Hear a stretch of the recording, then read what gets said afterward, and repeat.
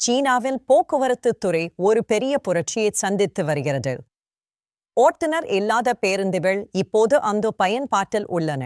இந்த பேருந்துகளில் ஓட்டுநர் இருக்கையோ அல்லது ஸ்டீயரிங் வீலோ கிடையாது. இது முற்றிலும் தானியங்கி தொழில்நுட்பத்தில் இயங்குகிறது. பேருந்தின் உள்ளே பார்த்தால் பயணிகள் அமரும் இருக்கைகள் மட்டுமே இருக்கும். ஓட்டுநருக்கான எந்தவொரு இடமும் இருக்காது. இந்த பேருந்துடன் எப்படி இயங்குகின்றன தெரியுமா? இவை அதிநவீன செயற்கை நுண்ணறிவு மற்றும் சென்சார் தொழில்நுட்பத்தை பயன்படுத்துகின்றன. பேருந்தைச் சுற்றிலும் பொருத்தப்பட்டுள்ள கேமராக்கள் மற்றும் ரேடார்கள் சாலையை 360 டிகிரியிலும் கண்காணிக்கின்றன. போக்குவரத்து நெரிசல், சிக்னல்கள் மற்றும் சாலையின் நிலைமைகளை இவை துல்லியமாக கணித்து செயல்படுகின்றன. பாதுகாப்பு விஷயத்தில் இவை மிகச் சிறப்பாக வடிவமைக்கப்பட்டுள்ளன. மனிதர்கள் செய்யும் தவறுகளை இந்த இயந்திரங்கள் செய்வதில்லை. பாதசாரிகள் அல்லது தடைகள் குறுக்கே வந்தால் பேருந்து தானாகவே பாதுகாப்பாக நின்றுவிடும். நகரச் சாலைகளின் நிர்ணயிக்கப்பட்ட வேகத்தில் மட்டுமே இவை செல்லும். இதனால் விபத்துகள் தவிர்க்கப்படுகின்றன.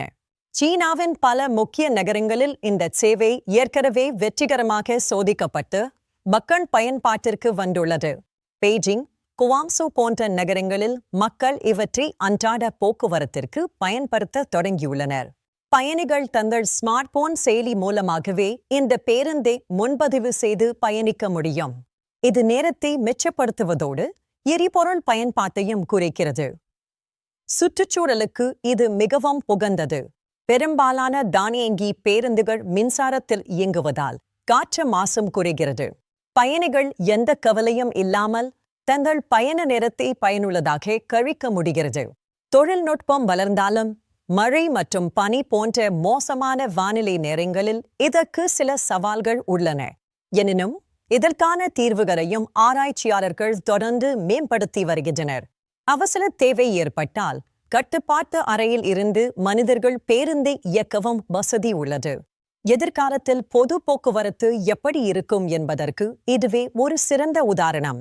சீனாவை தொடர்ந்து மற்ற நாடுகளும் இந்த தொழில்நுட்பத்தை விரைவில் அமல்படுத்த வாய்ப்புள்ளது. ஓட்டுநர் இல்லாத இந்த பயணம் பாதுகாப்பான மற்றும் நவீன உலகிற்கான முதல் படியாகும். இந்த தொழில்நுட்பம் பற்றிய உங்கள் கருத்துக்களை கீழே பகிருங்கள்.